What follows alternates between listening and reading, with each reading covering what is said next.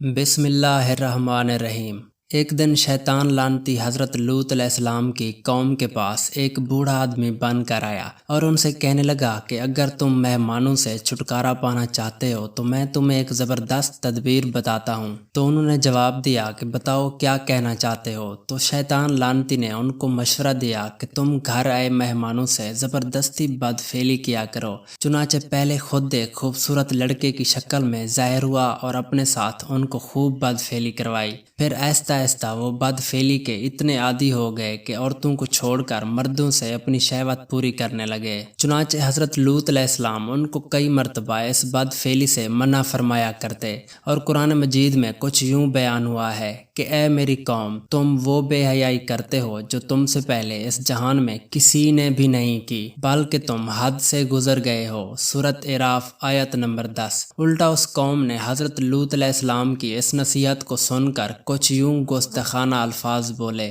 قرآن مجید میں کچھ یوں بیان ہوا ہے، مگر ان کی قوم کا کچھ جواب نہ تھا بلکہ ان کو اپنی بستی سے نکال دو، یہ لوگ تو پاکیزگی چاہتے ہیں۔ سورۃ اعراف۔ دوستو، جب اس قوم کی سرکشی اور بدفعلی قابل ہدایت نہ رہی تو اللہ تعالیٰ کا عذاب آ گیا۔ چنانچہ اللہ تعالیٰ نے حضرت جبرائیل علیہ السلام کو ہمراہ فرشتے آسمان سے زمین پر حضرت ابراہیم علیہ السلام کے پاس بھیج دیے، اور حضرت جبرائیل علیہ السلام اور ان کے ہمراہ فرشتے حضرت ابراہیم علیہ السلام سے مل کر حضرت لوط علیہ السلام کے پاس چلے گئے۔ یہ سب فرشتے بہت حسین و جمیل اور نوجوان لڑکوں کی صورت میں تھے۔ تو حضرت لوط علیہ السلام مہمانوں کے حسن و جمال کو دیکھ کر اور اپنی قوم کی بے حیائی اور بدکاری کا خیال کر کے بہت فکر مند ہوئے۔ تھوڑی ہی دیر کے بعد جو ہی آپ علیہ السلام کی قوم کو خبر ملی تو انہوں نے آپ علیہ السلام کے گھر کا محاصرہ کر لیا اور بدفعلی کے ارادے سے دیوار پر چڑھنے لگے۔ تو آپ علیہ السلام نے ان لوگوں کو نہایت دل سوزی کے ساتھ سمجھایا اور اس برے کام سے منع کرنا شروع کر دیا، مگر یہ بےہودہ اور سرکش قوم اپنے بدفعل اقدام سے باز نہ آئی۔ تو حضرت لوط علیہ السلام نے اپنے مہمانوں کی خاطر دروازہ بند کر دیا، لیکن وہ دروازہ توڑ کر اندر داخل ہو گئے۔ تو حضرت جبرائیل علیہ السلام نے اپنے پروں سے ان پر حملہ کیا یا ضرب لگائی تو وہ سب کے سب اندھے ہو گئے، اور حضرت لوط علیہ السلام سے کہنے لگے کہ اے لوط علیہ السلام، تو ہمارے لیے اپنے گھر میں جادوگر لایا ہے۔ تو حضرت لوط علیہ السلام یہ دھمکیاں سن کر دل ہی دل میں خیال کرنے لگے کہ جب مہمان واپس چلے جائیں گے تو یہ لوگ مجھ پر ظلم کریں گے۔ تو فرشتے خاموشی سے اس جاہل قوم کی گستاخی اور آپ علیہ السلام کی بے بسی دیکھ رہے تھے۔ تو حضرت جبرائیل علیہ السلام نے آپ سے فرمایا کہ ڈریے نہیں اور نہ ہی فکر مند ہونے کی ضرورت ہے، بلکہ ہم اللہ کی طرف سے بھیجے گئے فرشتے ہیں، اور دروازہ کھولیے اور ان کو اندر آنے دیجیے کہ ہم لڑکے تھوڑی ہیں کہ یہ ہم کو دبوچ لیں گے۔ اب ان ظالموں کی مہلت کی گھڑیاں ختم ہو گئیں، اب صبح ہونے میں دیر نہیں، صبح تو ہونے دیں، ان کو ہم دیکھ لیں گے۔ تو حضرت لوط علیہ السلام نے قرآن مجید کے مطابق کچھ یوں ارشاد فرمایا، تو جب ہمارے بھیجے ہوئے فرشتے لوط علیہ السلام کے پاس پہنچے تو وہ بہت تنگ دل اور غمگین ہوئے، کیونکہ انہوں نے فرشتوں کو پہچانا نہ تھا، اور وہ سمجھے کہ وہ انسان ہیں اور وہ اپنی قوم کی بد عادت سے واقف تھے، اور کہنے لگے کہ آج کا دن بہت مصیبت کا ہے اور خدا خیر کرے۔ اور ان کی قوم ان کے مہمانوں کا سن کر اپنی شہوت سے مجبور ہو کر بے اختیار ان کے گھر دوڑی ہوئی آئی، اور وہ پہلے سے بد فعلیوں کے خوگر تھے، یہ کوئی نئی بات نہیں تھی۔ تو لوط علیہ السلام نے کہا کہ اے میری قوم، یہ میری بیٹیاں موجود ہیں، تم ان سے نکاح کر کے اپنی جنسی خواہش پوری کرو، اور یہ تمہارے لیے زیادہ پاکیزہ ہے، اور اللہ سے ڈرو اور پاک اور جائز طریقے کو چھوڑ کر ایسے خلاف فطرت گندے کام میں مبتلا ہوتے ہو، اور میرے مہمانوں کے معاملے میں مجھے رسوا نہ کرو۔ یہ میزبان کی بے غیرتی ہے کہ اس کے مہمانوں کی عزت خراب ہو۔ کیا تم میں کوئی ایسا بھلا آدمی نہیں ہے جو میری مدد کرے؟ تو وہ بولے، اے لوط علیہ السلام، ہمیں تیری بیٹیوں سے کوئی غرض نہیں ہے، اور ہم جو چاہتے ہیں وہ تم جانتے ہو، پھر کیوں حجت کرتے ہو؟ ہم اپنا ارادہ پورا کیے بغیر نہیں جائیں گے۔ تو اس پر لوط علیہ السلام نے مایوس ہو کر اور گھبرا کر فرمایا کہ کاش مجھ میں تم سب سے مقابلہ کرنے کی طاقت ہوتی، یا کوئی مضبوط اور طاقتور پناہ دینے والا ہوتا، یعنی میرا کنبہ جو جتھے کی صورت میں ہوتا، تو مجھے کسی کی ضرورت نہ ہوتی۔ خیر، ان خیالات کے بعد حضرت نوح علیہ السلام کو خیال آیا کیوں نہ میں اس ذات سے مدد مدد طلب کروں جو سب سے طاقتور ہے یعنی اللہ تعالیٰ سے۔ تو فرشتوں نے حضرت لوط علیہ السلام کو پریشانی کی حالت میں دیکھ کر اپنا نقاب اتارا اور کہا کہ اے نوح علیہ السلام، آپ گھبرائیں نہیں، ہم اپنے رب تعالیٰ کی طرف سے بھیجے گئے فرشتے ہیں جو ان کو تباہ کرنے آئے ہیں۔ یہ ہمارا تو کیا بگاڑیں گے، یہ تم تک بھی نہیں پہنچ پائیں گے، سو تم اپنے اہل و عیال کو لے کر یہاں سے چلے جاؤ اور تم میں سے دھماکے کی آواز یا خوف زدہ آواز سن کر پیچھے نہ دیکھے، یعنی جو عذاب اللہ کی طرف سے اس وقت نازل ہوگا یہ آواز اسی کی ہوگی۔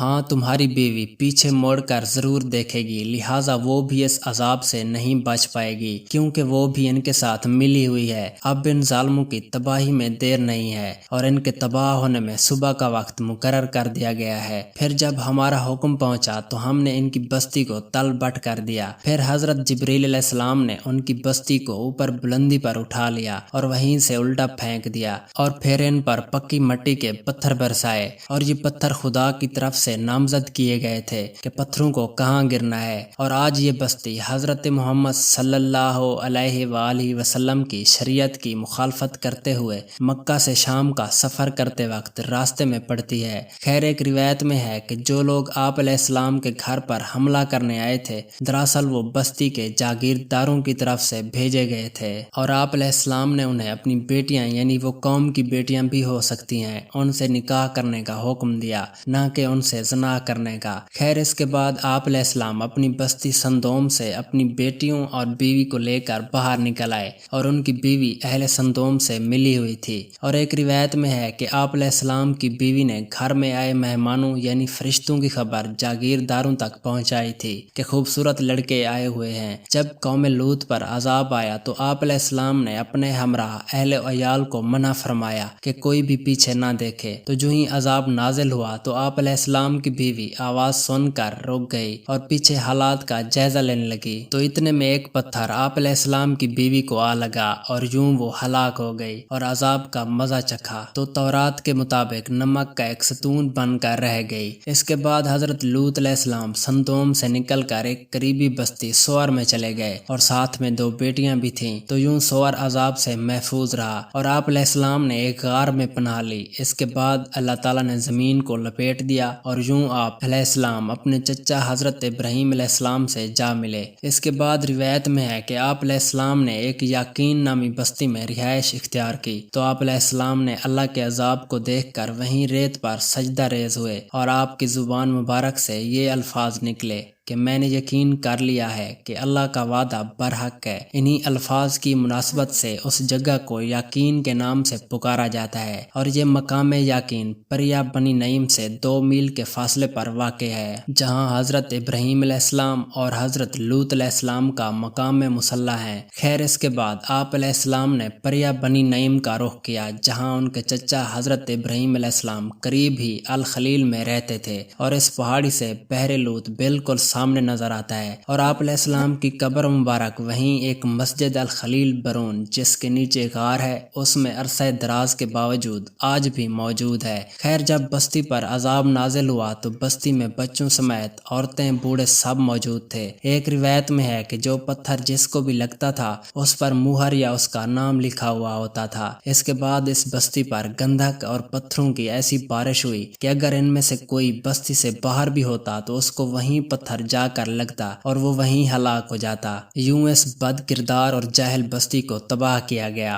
اور عذاب کا مزہ چکھایا گیا۔ دعا ہے کہ اللہ پاک ہم سب کو اس جیسے گناہوں سے بچائے اور ہمیں معافی عطا فرمائے، اور روز قیامت ہمیں اپنے پیارے آقا حضرت محمد صلی اللہ علیہ وآلہ وسلم کے ساتھیوں کی فہرست میں کھڑا کرے، آمین۔